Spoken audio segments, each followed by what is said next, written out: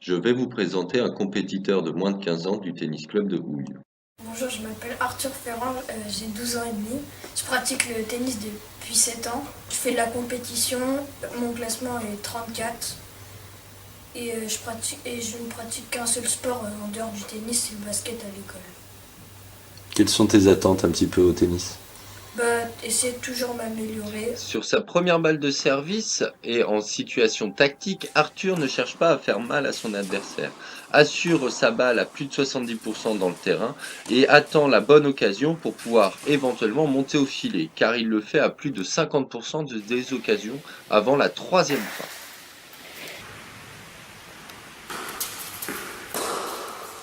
La montée au filet.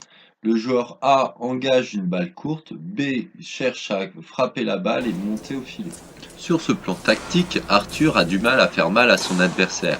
Il joue à l'intérieur du terrain et du coup se retrouve en difficulté à la voler. On perçoit également qu'il ne prend pas la balle tôt. Du coup, il subit le jeu et se retrouve en difficulté au filet. Parfait, Samuel. Le tableau des capacités d'Arthur, tactique comme technique, sur la montée au filet, tiré du cahier de l'enseignant. La volée, le joueur A engage la balle et monte, B cherche le passing. Un plan technique, Arthur utilise sa jambe d'appui droite pour faire sa volée de coup droit, oriente les épaules, présente son panier à la balle et traverse dans l'avant. On peut noter une descente de raquette en fin de geste.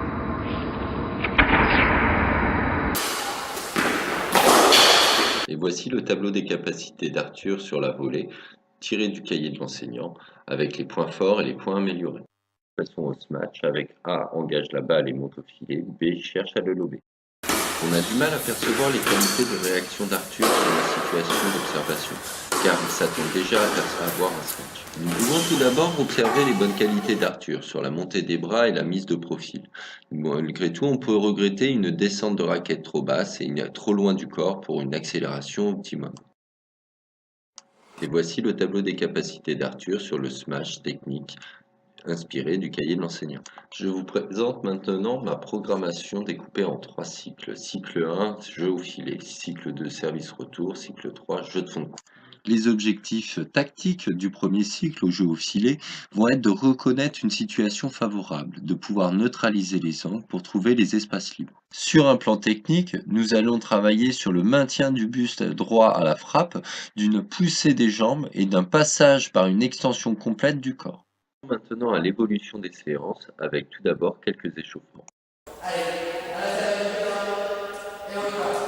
Arthur dans l'année a un cours d'1 heure avec 6 joueurs sur le terrain. Je lui ai proposé donc de travailler en cours individuel de temps en temps.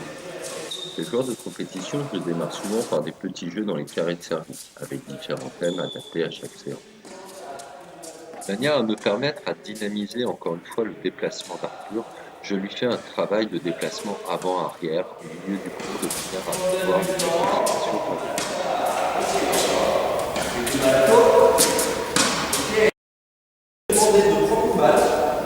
mettre en situation maintenant quelques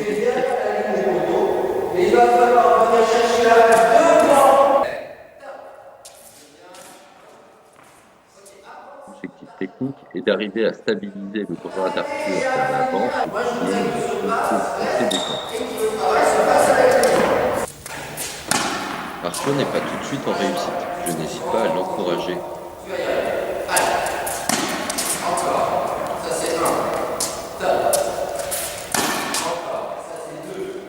Après une quinzaine de balles de réussite, j'ai évolué avec un lancer à la main.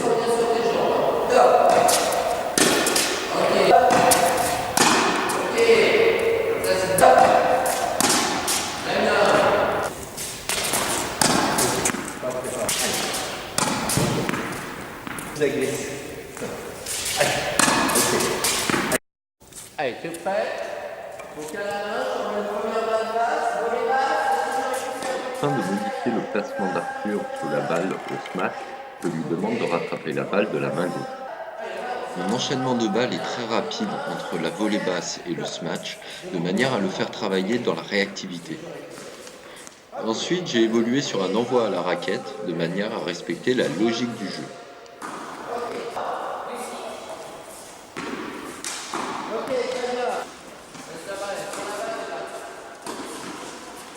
Sur cette situation en groupe de répétition de ce match, je leur demande de venir toucher le filet afin de venir se préparer ensuite à la balle et claquer la balle pour qu'elle passe après rebond par-dessus le fil rouge. On peut noter une nette évolution d'Arthur suite aux 2 séances qu'on a effectuées sur le volley et le smash. Ensuite, je vais continuer sur le travail de dégagement des épaules de manière à le rendre plus dynamique et plus tonique. Derrière ma ligne de clos. Cette phase de répétition, je lui demande de passer au-dessus de ses pieds avant de venir prendre la balle devant ses pieds. Maintenant à quelques phases de répétition. Situation de répétition concours, j'ai demandé au lanceur d'engager une balle plus ou moins tendue sur le volleyeur afin de varier un petit peu les envois et de surprendre un peu le joueur. C'est une évolution dans la traversée de la balle.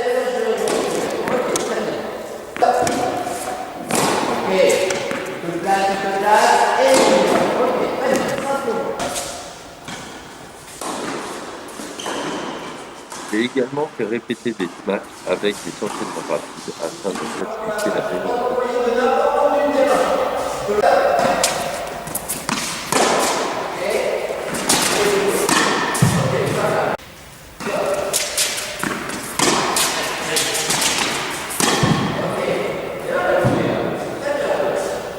Quelques situations d'opposition. Je vais essayer de me mettre en difficulté sur cette première balle d'attaque.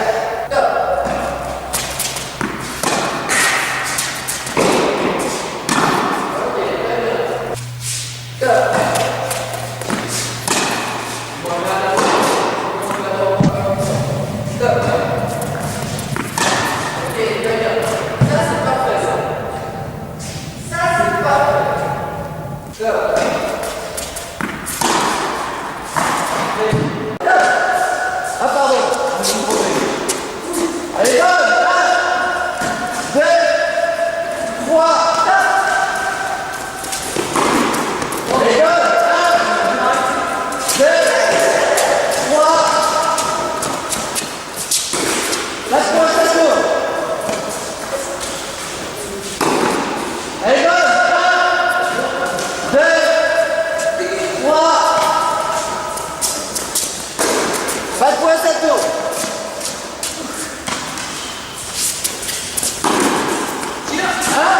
Si vous frappez la balle, qu'il n'arrive pas à toucher cette première fois, vous marquez 3 points. Si vous faites 2 points sur la deuxième frappe après la prise de balle, vous marquez 2 points. Prise de balle, allez. Ok. Attention à des zones. Allez. Plus haut encore. Parfait,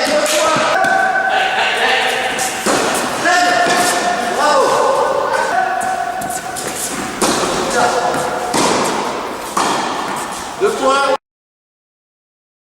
Donc là, par rapport à ce qu'on vient de voir, à travers la situation de jeu au filet, on est vraiment dans des attitudes hautes, trop droites. Donc les bras obligatoirement, quand on garde une attitude droite, ils restent proches du corps. Donc il va falloir penser à descendre donc à hauteur du filet.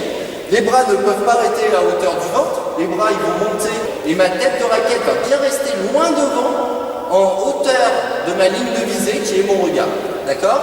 Je stabilise bien et j'ai simplement une ouverture face à la balle, une ouverture du poignet et une légère orientation des épaules pour pouvoir frapper la balle.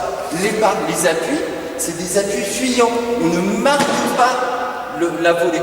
On est sur un appui qui passe à travers. D'accord?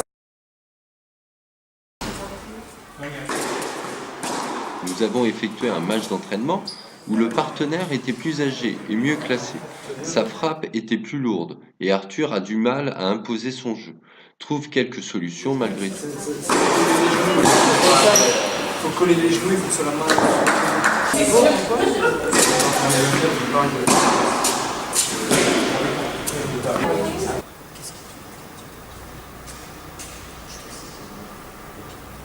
Je veux que sur les prochains jeux, ce soit toi qui te bouge en reste. Je l'avais dit, elle a coupé les rebonds, vite et il y a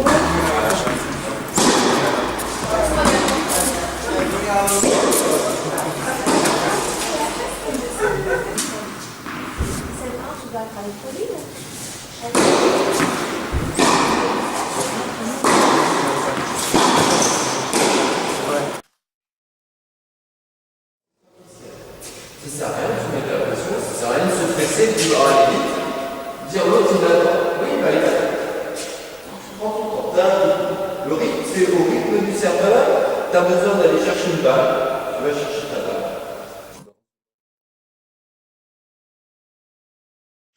En situation de match officiel, on perçoit que mon joueur est très tendu, a du mal à réaliser des situations les plus simples. Malgré tout, il passe avec brio son premier tour et gagne 6-2, 6-0.